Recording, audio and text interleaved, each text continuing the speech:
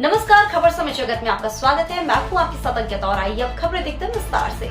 दतिया बुधवार को सेवड़ा विधानसभा क्षेत्र के कस्बा इंदरगढ़ में भीम आर्मी आजाद समाज पार्टी के उम्मीदवार दामोदर सिंह यादव के पक्ष में हुई आम सभा को संबोधित करते हुए भीम आर्मी के संस्थापक चंद्रशेखर आजाद ने कहा कि दलित, पिछड़ों एवं कमजोर वर्ग के लोगों को आगे बढ़ाने व उनके उत्थान के लिए बाबा साहब अम्बेडकर ने लोकतंत्र में वोट करने की ताकत दी है। इसे पहचानो और संगठित होकर वोट डालकर सरकार बनाने में इसका उपयोग करो। जब हम संगठित होंगे तो अपने अधिकार छीन कर ले सकेंगे। अभी तक आपके अधिकारों का पूंजीपति एवं दबंग लोग गलत उपयोग करते रहे, जो अब नहीं होने देंगे। स्वर्गीय कांशीराम ने दलित, पिछड़ों व दीनहीनों के लिए जो मुहिम चलाई थी, उसे अब हम पूरा करेंगे और अपना पूरा हक लेकर रहेंगे। सभा को संबोधित करते हुए दामोदर सिंह यादव ने कहा कि वोट की ताकत से हम सामंतवादी व पूंजीवादी लोगों को धूल चटा सकते हैं। अब समय आ गया है, हमें अपनी ताकत को पहचानना होगा और राजा, महाराजा व धन्ना सेठों को धूल चाटते हुए एक किसान के बेटे जो हमेशा किसानों व गरीबों की लड़ाई लड़ते हैं, उनको जीत कर विधानसभा भेजना होगा। तभी आपका अधिकार आपको मिल सकता है। यदि इस बार आपने गलती से भी पुराना इतिहास दोहरा दिया, आपके हक की लड़ाई लड़ने वाला कोई नहीं है।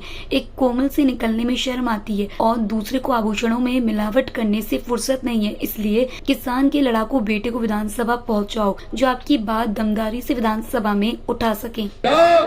और अगर दामोदर की आवाज नहीं सुनी गई, संविधान की बात नहीं मानी गई, तो या तो अपना कुर्ता फाड़ दूंगा या उनका कुर्ता संविधान उन्हीं को फाड़ने का काम कर दूंगा।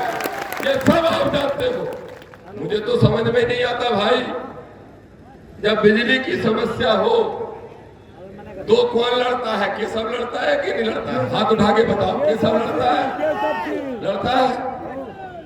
जब खाद की समस्या हो, जब पुलिस की समस्या हो, तो केशव लड़ता है कि नहीं लड़ता है? और जब खाद नहीं मिले तो गोदाम के ताले कौन तोड़वाता है? बताओ, पीछे वाले बताओ, खाद के गोदाम के ताले कौन तोड़वाता है? हमने अभी पासपोर्ट के लिए अप्लाई किया। भाटी साहब, आपके पास है पासपोर्ट? हमारे पास नहीं है। हमने अप्लाई किया, कैंसिल कर दिया उठा के। आपके पास बनेगा ही नहीं, आजाद भाई के पास नहीं है, बनेगा ही नहीं। अच्छा, कैंसिल कर दिया। मैं बड़े गुस्से में गया। मैंने कहा किस लेवल का अधिकारी है? बोले IAS है। हमने कहा बिहार देखता हूँ IAS का लगते हैं। गया मैं गुस्से में। मैंने कहा कैसे कैंसिल किया? भोपाल में। पासपोर्ट जानते हो? पासपोर्ट, अच्छा तुम नहीं जाना पप्पा, बताए तुमने तुम्हारे खेत की किताब देखी? वो पावती क्या बात है? हाँ, पावती। ऐसी एक पावती बना तभी हम विदेश जाते, नहीं तो बाकी बना विदेश नहीं जाते, सरकार बना के देती है। समझ गए? अब वो पावती के लाने हमने लगा आवेदन और अधिकारी ने कह दिया रिजेक्ट। हमने कहा क्यों भाई, आतंकवादी है क्या? गए हम गुस्सा में। बोले आपके पास 14, आपके ऊपर 14 केस चल रहे हैं। मैंने कहा नहीं, 14 केस है? काहे के केस है भाई? तो बोले आप पता करो। मैंने केशव को फोन लगाया। मैंने कहा मेरे ऊपर 14 केस काहे के हैं? बोले 14 नहीं, उसने गलत बताया, जानकारी गलत है। आप पे 18 केस है और 18 के 18 किसानों के चक्का जाम के केस चलने का काम कर रहे हैं। तो बताओ, केस ही लगवावे कौन है? कहा था, क्योंकि अगर रहना था उनके प्रदेश में, उनके राज्य में, तो उनके हिसाब से चलना था।